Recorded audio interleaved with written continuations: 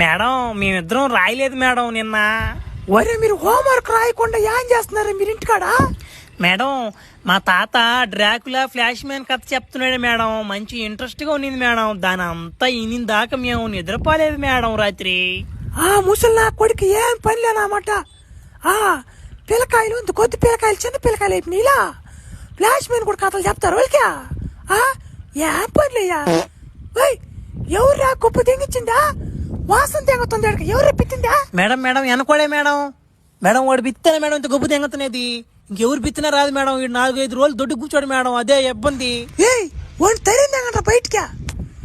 మీ ఇద్దరు చెప్తున్నా, రేపు కానీ హోంవర్క్ కానీ రాసుకొని అయిపోయారనుకో మిమ్మల్ని కాదు కొట్టేది. మీ తాతను చావు తెంగతనా అన్నమాట. పింఛన్ పిచ్చిపోయి తెంగతోడికి ముసలి నా కొడుక్కి.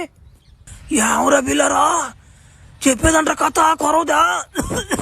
ఆ డ్రాకుల కథ సగం అయిపోయినాయి కదంట్రా, కంటిన్యూ చేస్తా.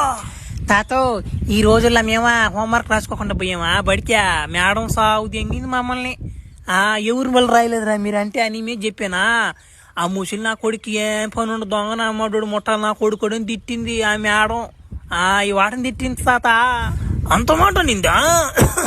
అట కాదు, రేపు వస్తా బడికి నా పట్టా మాట సరేలే. అంతేం పని కానీ నేను కథ స్టార్ట్ చేస్తున్నా.